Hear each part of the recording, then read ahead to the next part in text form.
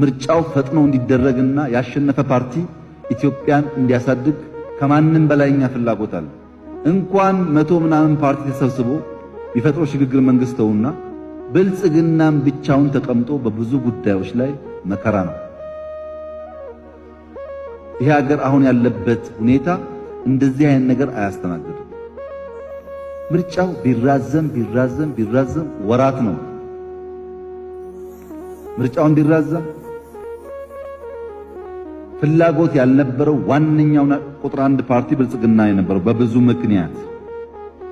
ስለዚህ የሚፎካከሩ ፓርቲዎች ትንሽ ትዕግስት አድርገው ለጥቂት ወራት ዝግጅት አድርገው በሚሰጠን ጊዜ ገደብ ውስጥ ምርጫ ቦርድ ተዘጋጅቶ ሁሉም አክተር የሚያምንበት የሚስማማበት ዴሞክራሲያዊ ምርጫ አድርገን በምክር ቤት ውስጥ ሁሉም ድምጾች የሚሰሙበት ምክክሮች ይበልጥ በኃላፊነት ስሜት የሚደረጉበት ዴሞክራሲያዊ ውይይት መሰረት የሚይዝበት ኢትዮጵያ ዴሞክራሲ ለመገንባት የሚያስችል ፋውንዴሽን ያላት አገር መሆኗን የሚያሳይና የሚያረጋግጥ ምርጫ ብናካሄድ ለሁላችን ጠቃሚ ስለሆነ ለጥቂት ወራት ብለን ብዙ ዓመት ዋጋ ወደሚያስከፍል አላስፈላጊ ነገር ሳንሄድ በሕግ አግባብ ጉዳዩን ብናየው ለሁሉም የኢትዮጵያ ሕዝቦች የሚጠቅም ለፓርቲዎች የሚጠቅም ኢትዮጵያም ያላትን ናሽናል ኢንተረስት ለማሳካት የሚያግዝ ይመስለኛል።